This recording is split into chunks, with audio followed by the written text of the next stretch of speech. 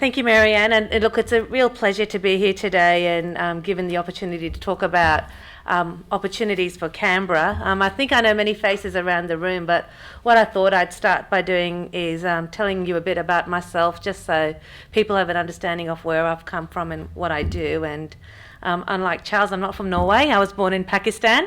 But I feel very much a Canberran, having been in Canberra since 1983. Before that, my dad was a diplomat, so that's how we ended up in Canberra. And I went to school at Red Hill Primary, Tilapia Park, Narrabundah College, and then I studied engineering at the ANU. And after graduating from the ANU, I started at ActewAGL as a graduate.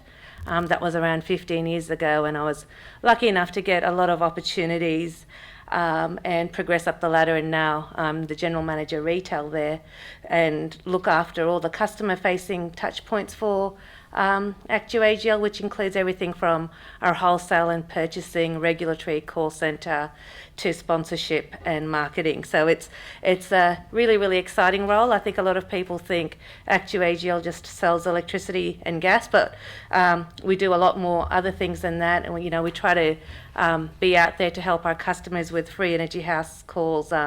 We bundle with Transact or an iNet, which is a telco company, and try to provide innovative products. And we're also looking to diversify what we do in the future and looking at new business streams like rooftop solar and home automation products to help customers remotely switch appliances like their lights and their air conditioning and their heating, which is, I think, where the future is heading in terms of the convergence between the telco and the energy markets. I think many people think the energy industry is a static, boring, stable business, and it has been over the past few years, but anyone who sort of looks at it and reads the paper will very quickly realise it's what I term an energy or an issues-rich industry. And as such, I don't think I can claim to be a master of the energy business, because I think it's just changing all the time with carbon tax in, carbon tax out, renewables in, renewables out. So, but what I can say is that I've got a great passion for sustainability and a green city, and I think energy and infrastructure is a vital part of any city. And as we have these discussions around the future of Canberra, it's really important to consider significant and related projects that provide a responsible and environmental energy structure going for the ACT. And I think the interesting thing about the ACT is it's a very unique city compared to what we see in Sydney or Melbourne. And I think what time and time again the ACT has proven that it's got an appetite for being innovative and green. And I think being invited today, and when Marianne said, if you were the Master of Canberra, what would you change? I think there was sort of two opportunities that came straight to mind, and one was in the area of electric vehicles, and the other around solar PVs, but more around access to that technology, more for our customers who suffer financial hardship, who don't necessarily have the $5,000 or the $10,000 to fork out to put a solar panel on their roof. So I guess first I'll talk about electric vehicles. And electric vehicles is a proven technology. In fact, I don't have any fancy PowerPoints today with me, but I did come in our new Holden Volt, which is a fully electric car, which is parked outside, and anyone's feel free to take it for a drive at lunchtime when we have a break. And it drives, and it's a beautiful car.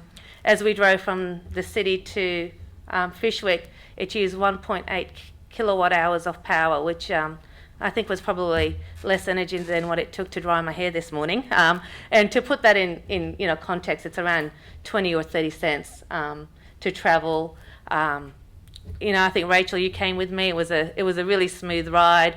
I think the only thing you have is what I term range anxiety, as I really hope someone's left the car plugged in as I go to take it out, because that's the only thing of being stranded. But it is a really great proven technology. And for many of you who might have known, in September 2012, the ACT government released its climate change and strategy plan for the ACT.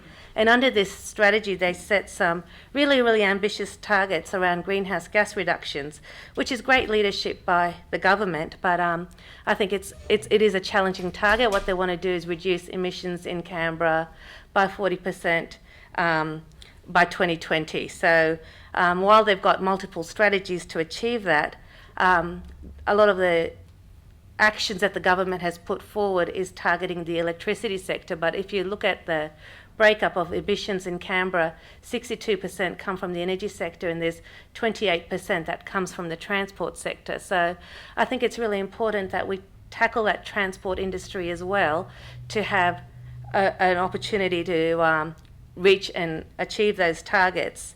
And I think one way to do that is to encourage the efficiency of the transport and encourage greener passenger vehicles, including electric vehicles. I guess electric vehicles are the future transport in the ACT, and I've been to many talks around recently where people are talking in the ACT around the city to the lake plan and all the work that's been happening to the ANU and connecting ANU to CIT, and just transport and movement through the city, whether it's through the capital metro. And I think one of the things that we should be really thinking about and tying into those plans is looking at placing electric charge points through the city to help people get these electric vehicles, have opportunities to charge, and provide an alternative, whether it's electric bikes like they have in Paris, where you can just get from one end. I know that with the City to Lake project, they're talking about removing and diverting a lot of traffic away from the city. And I think one of the ways they can do that is introduce these bikes, electric bikes, normal bikes, whatever, and just open up that city to consider that movement through the city. And I think the ACT also has a number of social factors that it's got going for it, which is, unless you're in Braddon, wide street, off-street parking. There's a lot of parking available. And I think the fact that the average commute in the ACT is around 37 kilometres per day, and that most Canberrans have 2 cars. So I just don't see why it can't be possible for the second car to be an electric vehicle for most Canberrans. And the way the ACT is dispersed is also geographically. We've got quite a compact and robust distribution system where we've got opportunities to put the charge points. And looking sort of overseas, and California is one of the cities where California takes up 32% of the total international electric vehicle sales. And what they've actually done is all the McDonald's provides free Wi-Fi in Canberra. All the McDonald's have done there is provide in their car parks a charge point for their customers. And if you think of the McDonald's around Canberra, unless they're in the shopping centres, they all have car parks and they're widely dispersed. And the idea is, as you get your free Wi-Fi or you charge your car, it might promote people to go into McDonald's and buy more burgers or whatever you do, or coffees. But I think there's opportunities there to have a look at creative ways of where you can place those charge points. And I think we did dabble with Better Place Australia, which was a global consortium that was looking at electric vehicles and charge points in Canberra. They had a subscription model, but they were a bit ahead of their time, and unfortunately they didn't achieve what they did. They lost focus in Canberra, tried to get too big. But I think we don't need someone like Better Place Australia. I think with the business, with the government, and customers in the community, we can take a multifaceted approach in Canberra, where we can put forward a great infrastructure, because it is a bit of a chicken and egg situation at the moment, where people, car manufacturers want the infrastructure to develop cars, and customers want the infrastructure so they can charge their cars. So I think one of the great starting points there is working with the government to introduce some additional incentives for customers, like they have done overseas. Some of the ideas that we've got is introducing differential stamp duty costs to provide incentives for the purchase of low emission vehicles against vehicles which have poor environmental performance, registration discounts for electric vehicles, the use of the bus lane, free parking, and then I guess the government allowing people like ActewAGL to give access to put the local infrastructure in place. I guess from the federal government, you can do incentive payments. I think a lot of people know that when the PVs were first introduced and they weren't cost competitive, the government offered $8,000 rebates for people to put rooftop PVs.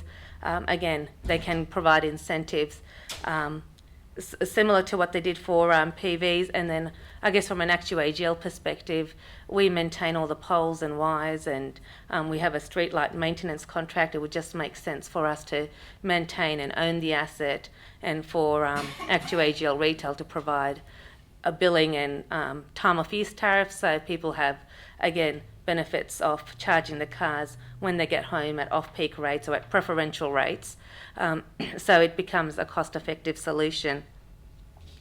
And I think as time goes on, and there is more additional demand on the infrastructure and the network, the electric vehicles can also form disaggregated generation. So at times of peak demands, they could plug back into the network like they have in the smart grid, smart city, and sort of help the network avoid future costs, keeping prices down for the community.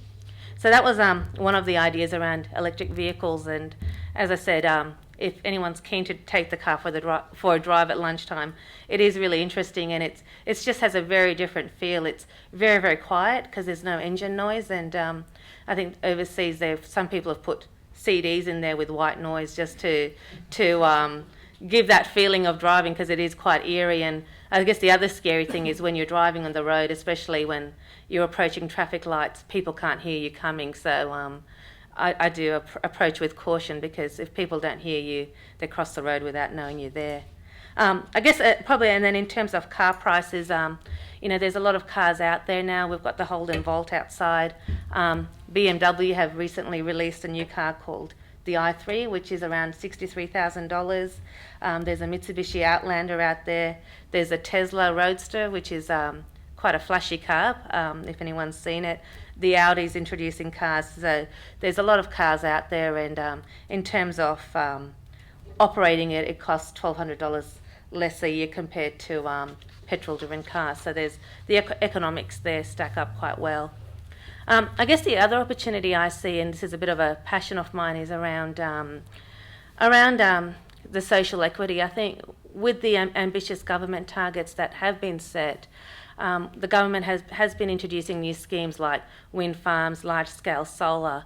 And while all those programs are great, what it is doing is increasing prices of electricity. And while many of us in this room are privileged and can, I guess, accept those price increases, or what we can say is, you know what, we're going to insulate ourselves and install solar panels on our roof because, you know what, I'm sick of prices going up. I think there's a segment of our community that needs to be considered, which is what I term our priority household, or our low-income earners who can't afford the $5,000 or the $10,000 upfront investment to put solar panels on their roof, or even access other renewable energy products such as better solar hot water systems, battery storage, or whatever else is coming out in the future. And I think one of the things there is an opportunity is improving that accessibility for priority households. And one of the projects that we're working on with the ANU is putting together what we term an income contingent loan.